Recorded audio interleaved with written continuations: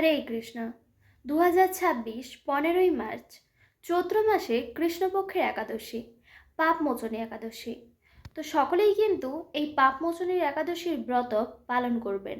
এই পাপমোচনী একাদশীর ব্রত পালনের ফলে সমস্ত পাপ ক্ষয় হয় এবং এই ব্রত কথা শ্রবণের ফলে গোদানের ফল লাভ হয়।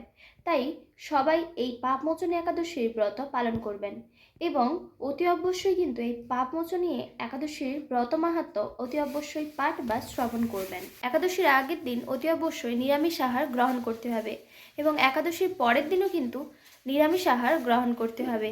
একাদশীর দিন ব্রহ্ম মুহূর্তে উঠে স্নান করে মঙ্গল আরতি করবেন। একাদশীর দিন ফলমূল গ্রহণ করে একাদশীর ব্রত পালন করবেন। পরের দিন যে নির্দিষ্ট সময়সূচি দেওয়া রয়েছে তো তারই মধ্যে পালন করবেন মহাপ্রসাদ বা ভগবানকে ভোগ নিবেদন করে ওই প্রসাদ গ্রহণ করে। পাপমোচনী একাদশীর মাহাত্ম্য। যুধিষ্ঠির শ্রীকৃষ্ণকে বললেন, হে জনার্দন, চৈত্র মাসের কৃষ্ণপক্ষের একাদশীর নাম ও মাহাত্ম্য কৃপা করে আমাকে বলুন।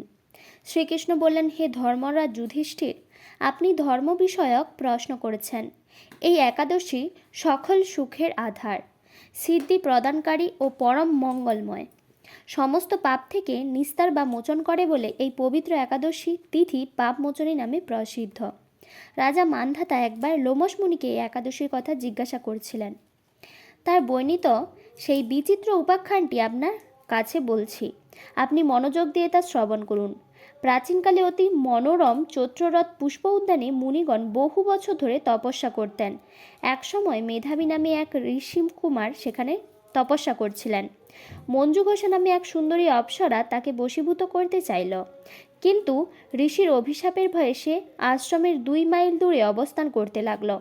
বীণা বাজিয়ে মধুস্বরে সে গান করত। একদিন মঞ্জু ঘোষা মেধাবীকে দেখে কামবানে পীড়িতা হয়ে পড়ে। এদিকে ঋষি মেধাবীও অপ্সরা অনুপম সৌন্দর্য দেখে মুগ্ধ হন।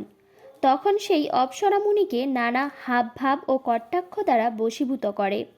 ক্রমে কাম পরবশ মুনি সাধন ভজন বিসর্জন দিয়ে তার আরাধ্য দেবীকে বিস্মৃত হন। এইভাবে অপ্সরা সাথে কাম পীড়ায় মুনি বহু বছর অতিক্রান্ত হল। মুনিকে আচার ভ্রষ্ট দেখে সেই অপ্সরা দেবলোকে ফিরে যেতে মনস্থ করল। একদিন মঞ্জু ঘোষা মেধাবী মুনিকে বলতে লাগলো, হে প্রভু, এখন আমাকে নিজ গৃহে ফিরে যাওয়ার অনুমতি প্রদান করুন। কিন্তু মেধাবী বললেন, হে সুন্দরী, তুমি তো এখন সন্ধ্যাকালে আমার কাছে এসেছ, প্রাতকাল পর্যন্ত আমার কাছে থেকে যাও। মুনির কথা শুনে অভিশাপের ভয়ে সেই অপ্সরা আরও কয়েক বছর তার সাথে বাস করল।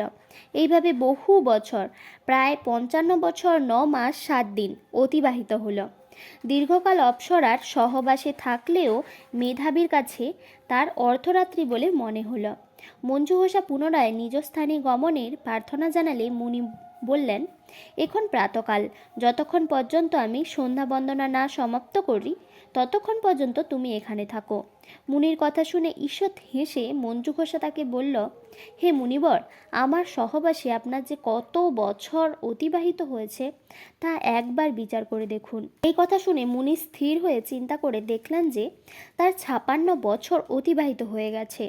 মুনি তখন মঞ্জু ঘোষের প্রতি ক্রোধ পরবশ হয়ে বললেন, রে প্রাপিষ্ঠে, দুরাচারিণী, তপস্যার ক্ষয়কারিণী, তোমাকে ধিক, তুমি পিশাচী হও। মেধাবীর শাপে অপ্সরার শরীর বিরূপ প্রাপ্ত হল। তখন সে অবনত মস্তকে মুনির কাছে শাপ মোচনের উপায় জিজ্ঞাসা করিল। মেধাবী বললেন, হে সুন্দরী, চৈত্র মাসের কৃষ্ণপক্ষিয়া পাপমোচনী একাদশী সর্বপাপ ক্ষয়কারিণী। সেই ব্রত পালনে তোমার পিশাচত্ব দূর হবে। পিতার আশ্রমে ফিরে গিয়ে মেধাবী বললেন, হে পিতা, এক অপ্সরার সঙ্গদোষে আমি মহাপাপ করেছি। এর প্রায়শ্চিত্ত কি তা কৃপা করে আমায় বলুন। উত্তরে চ্যবন মুনি বললেন, চৈত্র মাসের কৃষ্ণপক্ষিয়া পাপমোচনী একাদশীর ব্রতের প্রভাবে তোমার পাপ দূর হবে। পিতার উপদেশ শুনে মেধাবী সেই ব্রত ভক্তি ভরে পালন করল। তার সমস্ত পাপ দূর হলো। পুনরায় তিনি তপস্যার ফল লাভ করলেন। মঞ্জু ঘোষাও এই ব্রত পালনের ফলে পিশাচত্ব থেকে মুক্ত হয়ে দিব্য দেহে স্বর্গে গমন করল। হে মহারাজ, যারা এই পাপমোচনী একাদশী পালন করে তাদের পূর্বকৃত সমস্ত পাপই ক্ষয় হয়। এই ব্রতকথা পাঠ ও শ্রবণে সমস্ত গোদানের ফল লাভ হয়। পরের দিন পায়নের সময়সূচি। পশ্চিমবঙ্গ 5:45 থেকে 9:43। দিল্লি 6:29 থেকে 9:43। বৃন্দাবন 6:27 থেকে 9:43। উত্তরপ্রদেশ 6:15 থেকে 9:43। মুম্বাই মহারাষ্ট্র 6:46 থেকে 9:43। পুনে মহারাষ্ট্র 6:42 থেকে 9:43। নাগপুর মহারাষ্ট্র 6:21 থেকে 9:43। চেন্নাই তামিলনাড়ু 6:15 থেকে 9:43। ভুবনেশ্বর উড়িষ্যা 5:54 থেকে 9:43। ঝাড়খণ্ড 5:56 থেকে 9:43। বিহার 5:55 থেকে 9:43। ছত্তিশগড় 6:10 থেকে 9:43। শিলং মেঘালয় 5:31 থেকে 9:31। গুয়াহাটি আসাম 5:31 থেকে 9:31। আগরতলা ত্রিপুরা 5:33 থেকে 9:33। মিজোরাম 5:26 থেকে 9:26। মণিপুর 5:22 থেকে 9:22। নাগাল্যান্ড 5:20 থেকে 9:20। অরুণাচল প্রদেশ 5:25 থেকে 9:25। সিকিম 5:44 থেকে 9:43।